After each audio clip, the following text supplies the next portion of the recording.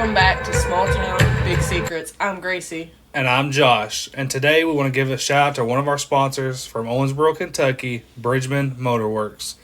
They do automotive repair, general maintenance, and custom modification. If you need their contact information, their phone number is 270-925-3514. Again, that is Bridgman Motorworks in Owensboro, Kentucky. This episode, phew.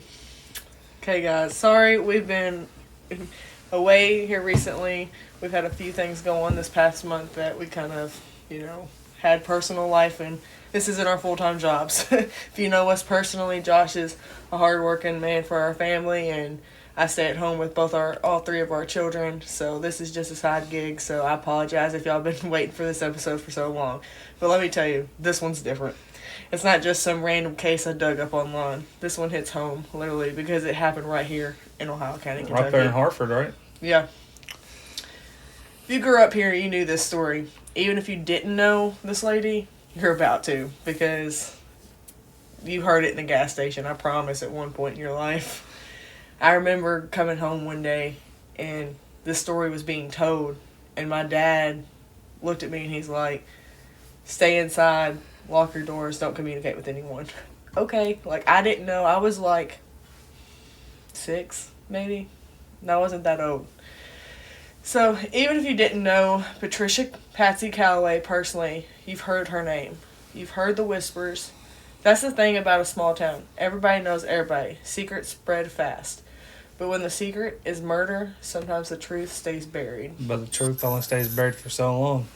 Not this case. This case is still unsolved. It's crazy to me. I always think about that old sign you see when you drive into Hartford. 2,000 happy people and a few sore heads. Depending on what day, that could be us. And a lot of people. Yeah, I think we've all been part of that sorehead club. But this story, there's nothing lighthearted about it. This is a story about a woman who vanished without a trace, and a family tangled in lies, threats, and bloodsheds. This story, I'm going to take you back to March 3rd, 1993. Patsy Calloway is at work at Professional Home Care in Hartford. She's a CNA. And if I believe right now, that's Signature Health. That's what I was thinking. That's actually what I was about to ask you. Yeah, I'm pretty sure that's Signature Health up there now. That's the one over there by the hospital, right? In Hartford. Yeah, so she was a CNA. She was reliable, steady, someone who loved her family deeply. And she was definitely not the type to just disappear, which is why when people first suggested maybe she just left on her own, no one, and I mean no one, believed it. I mean, it is a little weird, you go to work and then you just decide to skip town. I mean, something's going on. But wait, before we start saying that, wait till this next thing I'm about to tell you. Oh, Lord. That afternoon, things take a strange turn. Her ex-brother-in-law, Vernon Calloway, suddenly shows up at her job. I'm sorry, if my ex-brother-in-law showed up in my job... I'd raise a couple flags. Yeah, I don't know, that's just kind of weird. But then again, we don't know the full extent of the relationship yet, so you don't want to dig trust too deep me, yet.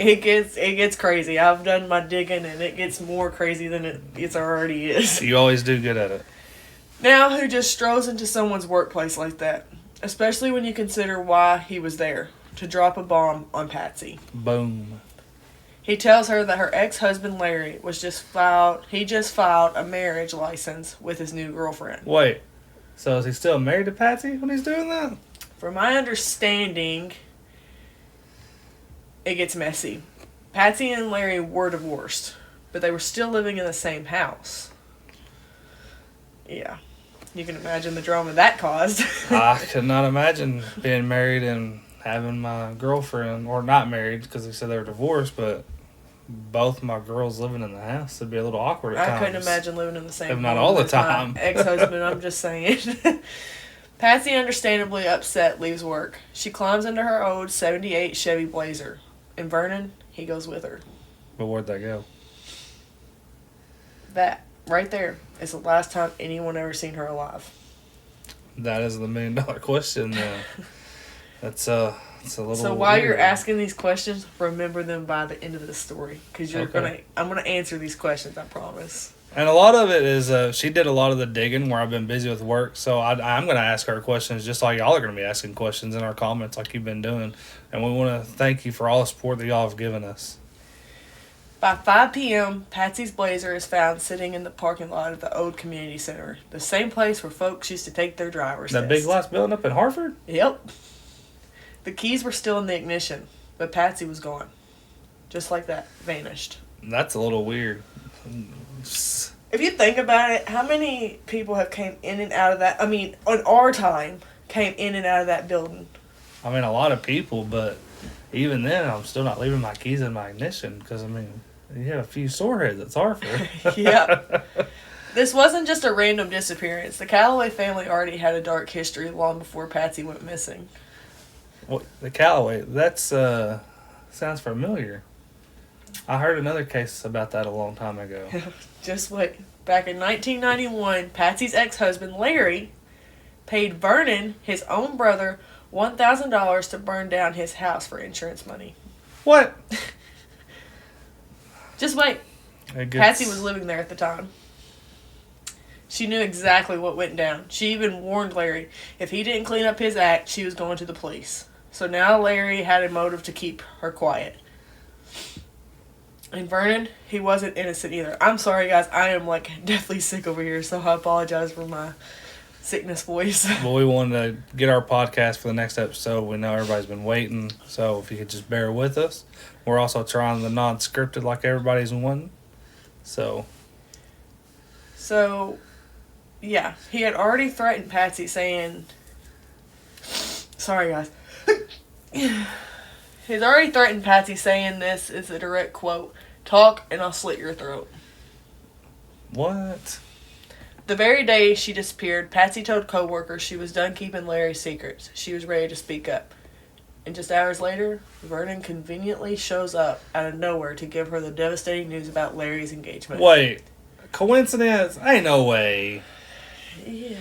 What? It's a weird...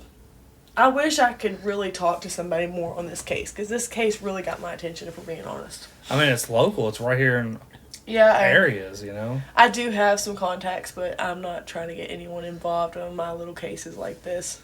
For sure. For 15 long years, nothing happened. The case went cold. This is what gets crazy to me.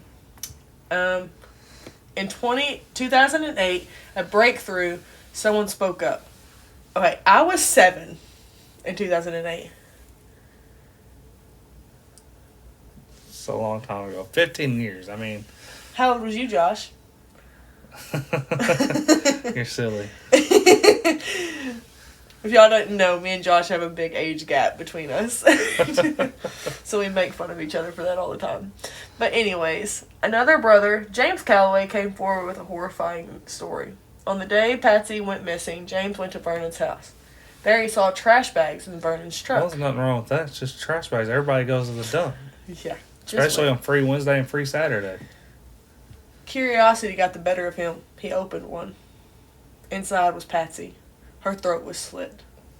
And he didn't go to the police? I mean, that's very trauma, you know? Yep. Like, just seeing... Why 15 years? I hope you have some answers for me. And instead of going to the police, James just left. Let that sink in for a moment. He saw the truth, saw her lifeless body, and walked away. Again, it's just very trauma-ridden, you know? And as an I couldn't live with RBT, where I'm helping other people get through their traumas, just having to think about something like that and visualize that's got to be a haunting and a chilling feeling, you know? Yep. Some say he was terrified, and if you ever lived in a small town, you know there are certain families you don't cross. Everyone knows who they are, but no one says their names out loud.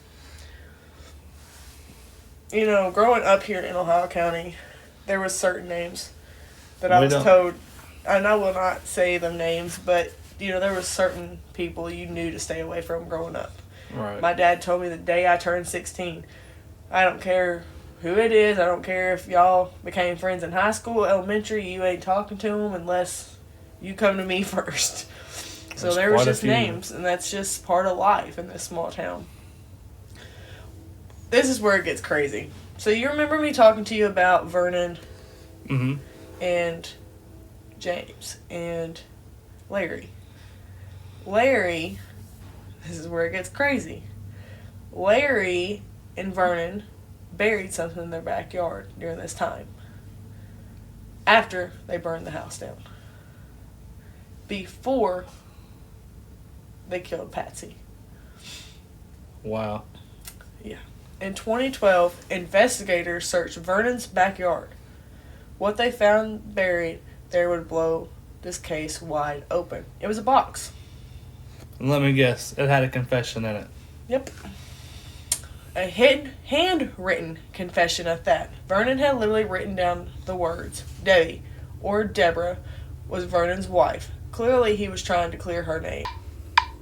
In this box, he had written a note, said, killed Patsy, no one had nothing to do with it but me. Not Debbie, not nobody. But why write a confession to bury it just to be found so many years later? I just don't understand that. You would think if you wanted to confess, you would have done it a long time ago. Yeah, especially so long. Later that same year, both Vernon and Deborah were arrested. But before Vernon could even go to trial, he died, taking the whole truth with him. There just goes the justice. And I was told that it was by natural causes, so we don't know really what it was. Gotcha. But yeah. Deborah went to trial, went forward in 2014. From what I was told, witnesses testified to something truly bizarre. Just get ready, because this next thing is crazy to me. Deborah had dressed in a wig and a trench coat, pretending to be Patsy walking down the road, and a trick to make people think Patsy was still alive. Surely nobody believed that, though. Growing up, I remember hearing that so much, about how Patsy was walking down the highway. And if I believe correctly, and do not quote me on it, I cannot remember if it was 69 going towards Horse Branch, or if it was 231 going towards Owensboro. It was one of them two. That explained why so many claimed to have seen her around town after she vanished. Deborah was convinced of fatalities and tampering with evidence, but here's the part that makes my blood boil. Because of a change in Kentucky law, her bond was lowered from $500,000 to just $10,000. What? Yeah. It gets even better, honey. And with the time she served, she paid $30 and walked free. So literally no justice. Nope. $30. That's less than a trip to Walmart. You can't even go to McDonald's for a family on $30. Nope. Even after all this, Patsy's body was never found. To this day, whenever I drive past that old driver's license office, I think about it. Was she taken from there? Is she buried somewhere close by, still waiting to be discovered? There are so many unanswered questions. Was Deborah simply following Vernon's orders? Or was she deeper in this than anyone realizes? And what if James would have spoken up back in 1993 instead of waiting 15 years? Could Patsy's story have been different ending? We'll probably never know, to be honest. I mean, everybody that's pretty much involved is now gone. Yep. That's the story of Patsy Calloway.